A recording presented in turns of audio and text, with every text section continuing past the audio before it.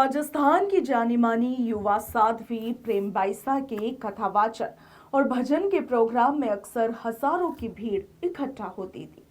मगर बुधवार 28 जनवरी की शाम एकाएक कुछ ऐसा हुआ कि महज 25 साल की साध्वी प्रेम बाइसा की जोधपुर में रहस्यमयी हालातों में मौत हो गई। अपनी मौत से कुछ देर पहले ही उन्हें एक इंजेक्शन लगाया गया था और इसी के बाद उनकी तबीयत कुछ ऐसी बिगड़ी कि फिर वो रिकवर ही नहीं कर सकी। आश्रम से बीमार हालत में जब लोग साध्वी को लेकर हॉस्पिटल पहुंचे तब तक उनकी जान जा चुकी थी। और अब आप देखिए कि साध्वी प्रेम बाइसा की मौत सवालों के घेरे में है, मगर अब आप देखिए कि धीरे धीरे वे तमाम शक दूर भी होते जा रहे हैं। साध्वी प्रेम बाइसा की मौत की उलझी हुई गुत्थी में अब एक बड़ा खुलासा हुआ है और ये खुलासा किया है खुद साध्वी प्रेम बाइसा के पिता ने। शक जताया जा रहा है कि उनकी मौत सामान्य नहीं है, बल्कि इसके पीछे कोई गहरी साजिश है।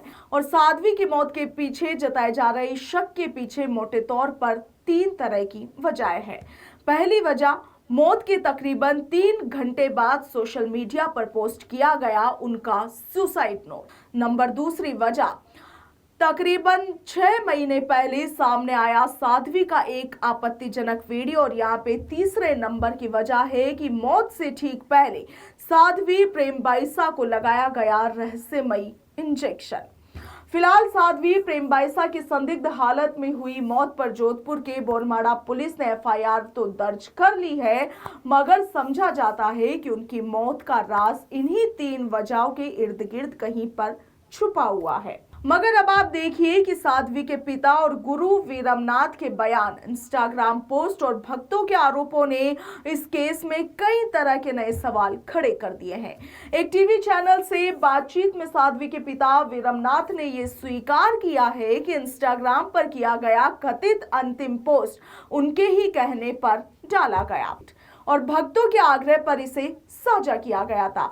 ये वही पोस्ट है जो साध्वी की मौत के तकरीबन 4 घंटे बाद उनके इंस्टाग्राम प्लेटफॉर्म पर प्रकाशित हुआ और एक अंतिम संदेश या सुसाइड नोट जैसा ये प्रतीत हो रहा था।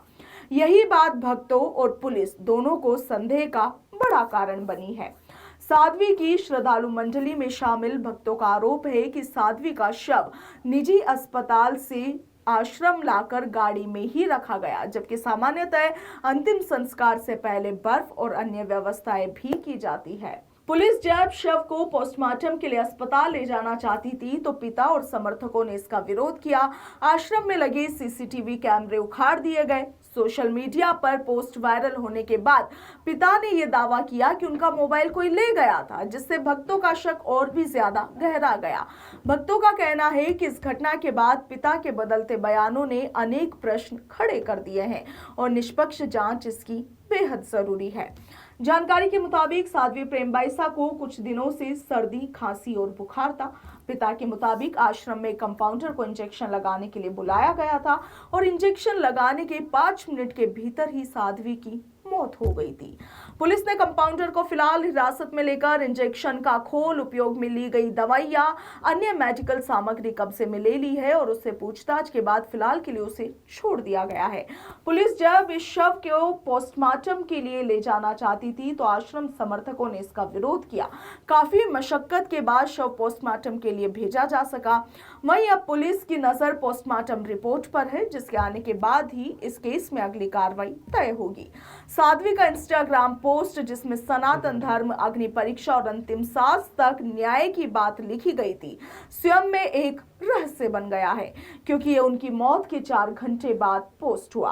पिता ने माना कि ये पोस्ट उन्होंने डलवाया है और ऐसे में भक्तों का सवाल है कि क्या साध्वी ने सच में यह संदेश पहले लिखा था। पुलिस अब इस पोस्ट के समय, डिवाइस और वास्तविक लेखक की डिजिटल फॉरेंसिक जांच कर रही है। पुलिस कमिश्नर ओम प्रकाश के निर्देश पर जांच टीम, कंपाउंडर की भूमिका, इंजेक्शन की प्रकृति, पिता के बयान, आश्रम के CCTV footage, CCTV cameras, Instagram post की टाइमिंग जैसे तमाम जो पहलू है उनको खंगाल रही है। पोस्टमार्टम रिपोर्ट आने तक कई तरह के सवाल अभी भी बने हुए हैं। साध्वी प्रेमबाईसा की मौत हो गई है। इस पर आपका क्या कहना है कि क्या वाकई में उनकी मौत हुई है या फिर ये कोई बहुत बड़ी साजिश का शिकार हुई है? आप अपनी राय कमेंट सेक्शन में जरूर लिखिएगा। फिलहाल के लिए इतना ही। नमस्कार।